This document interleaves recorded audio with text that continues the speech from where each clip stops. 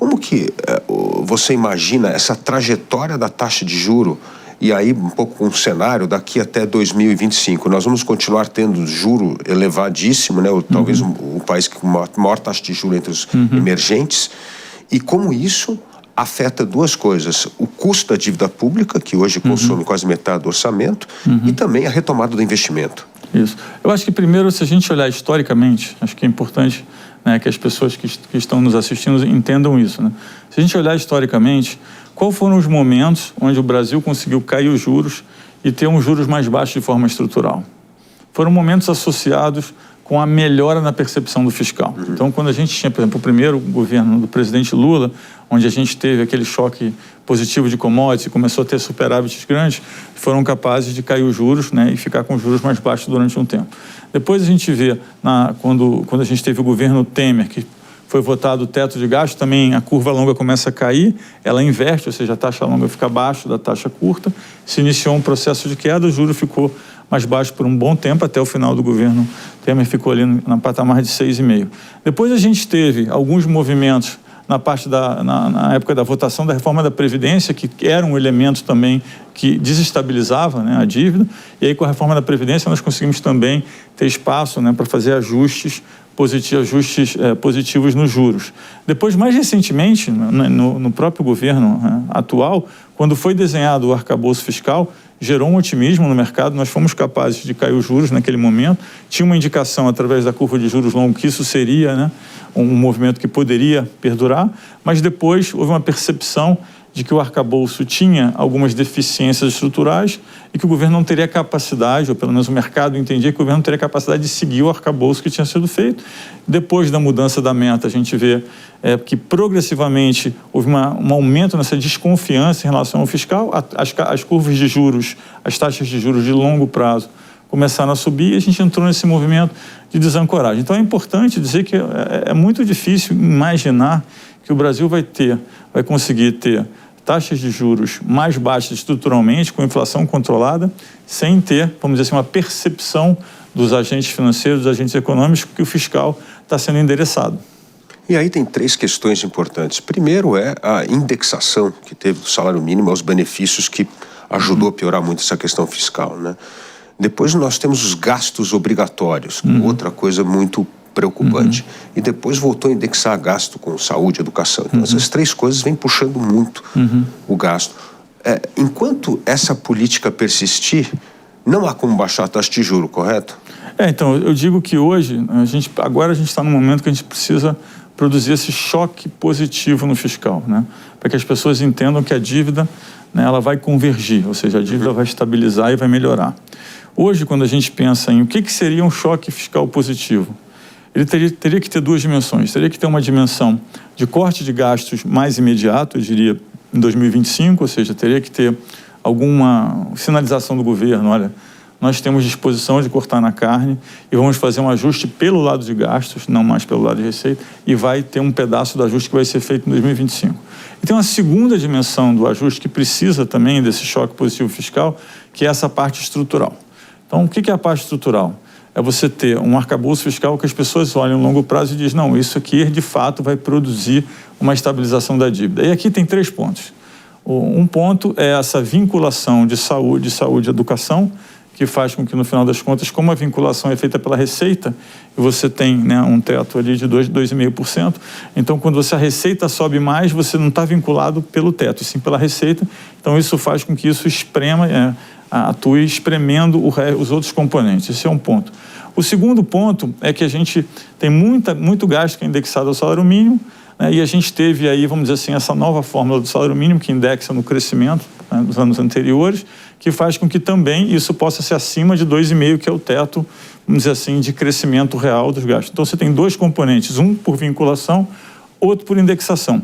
Tem um terceiro componente, que você diz que no mínimo você vai gastar 0,6 independente, né, da sua receita. Então, se a gente tem aqueles momentos onde o país cresce menos, né, e a receita cai muito, com a receita caindo, vamos dizer, com a arrecadação caindo, como você colocou no seu arcabouço que você sempre vai gastar 0,6 real, ou seja, 0,6 acima da inflação, ora, se a sua receita cai, se for um ano, vamos dizer assim, de crise econômica, muito provavelmente você pode ter uma situação da sua receita caindo com a inflação subindo.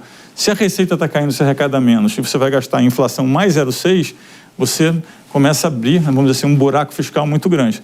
Então, eu diria que tem esses 3 pontos na parte estrutural e tem uma dimensão que precisa ser endereçada, que é a dimensão, vamos dizer assim, de cortes que já entrem em vigor em 2025. E aí tem uma outra questão também, que é uma reforma que nós já deveríamos ter aprovado há muito tempo, não aprovou, que é a desvinculação dos gastos obrigatórios na Constituição brasileira, que praticamente já tem 90% do orçamento engessado. Isso dá muito pouca flexibilidade aos governos. Você entende que essa é uma reforma fundamental para podermos harmonizar mais essa política econômica e fiscal com a política monetária? Essa é uma coisa que o ministro Paulo Guedes falava muito, que era desindexar, desvincular e desobrigar, né? Então, eu acho que tem aqui vamos dizer assim, um lado duplo, né? Tem uma interpretação. Primeiro, a gente sim precisa desvincular, a gente sim precisa indexar, porque hoje é muito engessado o orçamento. Aí você pode fazer uma pergunta, mas você tirar o orçamento da centralização e colocar ele nos estados e municípios gera mais eficiência? Acho que essa é uma pergunta. E aqui tem opinião dos dois lados. Eu acho que tem um grupo de pessoas que diz, não, gera eficiência porque o gestor na ponta sabe melhor o que ele precisa fazer, e tem gente que diz, olha, é verdade isso, mas como as grandes estratégias têm que ser centralizadas para todo mundo estar indo para o mesmo lado, o risco de você descentralizar é cada um está fazendo uma estratégia diferente e a gente não conseguir atingir a otimização. Eu acho que é um meio do caminho entre uma coisa e outra. Nem pode ser totalmente centralizado, mas também não pode ser descentralizado o suficiente que você não consiga fazer a grande estratégia do governo, né, do executivo que foi eleito para isso. Um ponto importante, o câmbio. O câmbio é outra coisa que vem tirando o sono do brasileiro, né? Com essa mudança no governo nos Estados Unidos, a dívida americana crescendo, provavelmente com essas políticas protecionistas, com a isenção fiscal, isso vai pressionar o dólar vai continuar forte e alto. Isso vai atrapalhar muito o Brasil, principalmente nas importações, principalmente na rolagem da sua dívida? A gente vem já, vamos dizer assim, alertando para esse fato há algum tempo, né? Desde que começou a ter o debate eleitoral americano, e eu coloco isso em várias das minhas apresentações, eu digo, olha, o debate está centrado em 3 dimensões, né?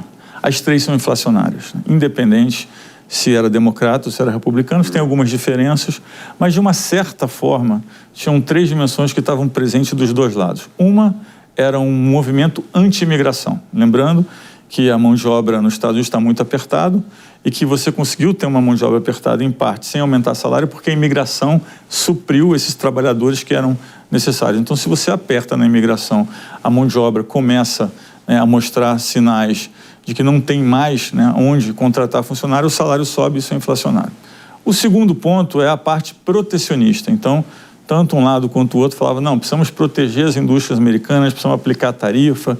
Tinha uma dimensão que era mais voltada para a China, tinha uma outra dimensão que tinha algum componente de Europa, mas a verdade é que se eu aumento as tarifas, no final das contas, se a gente pensar num equilíbrio onde todos os países aumentam a tarifa em relação aos outros no mesmo montante, você continua, né, você volta para o mesmo ponto, só que com um preço mais alto, né? Essa é uma relação macroeconômica muito conhecida.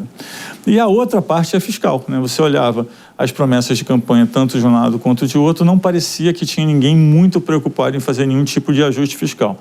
Aqui tinha uma certa diferença entre o fiscal piorar por cobrar menos impostos e o fiscal piorar porque eu tenho mais programas de transferência, programas que estimulam pequenas empresas. Eu, obviamente, como sou economista liberal, se tiver que escolher um dos dois lados, acho que é mais favorável você ter um fiscal pior, porque você caiu, né? Você diminuiu impostos, ao contrário do outro lado, que muitas pessoas acreditam que é melhor cobrar mais impostos para fazer mais programas de transferência. Então, mas assim, as 3 dimensões estavam presentes, tanto de um lado quanto do outro, e tem uma preocupação que isso pudesse ser inflacionário.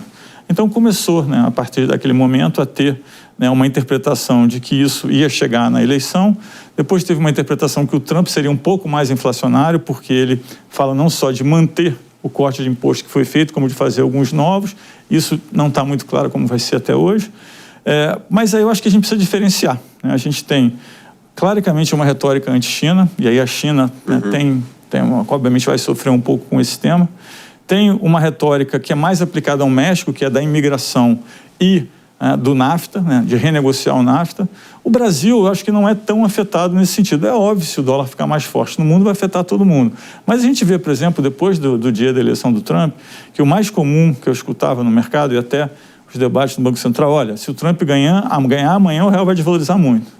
Eu dizia, olha, eu acho que já desvalorizou muito. Eu acho que, ultimamente, eu acho que já está um pouco no preço. Eu acho que o Brasil não vai ter o mesmo problema, por exemplo, que o México tem. Bom, passada a eleição, o que aconteceu no dia seguinte? A moeda não desvalorizou, na verdade ela valorizou 2%.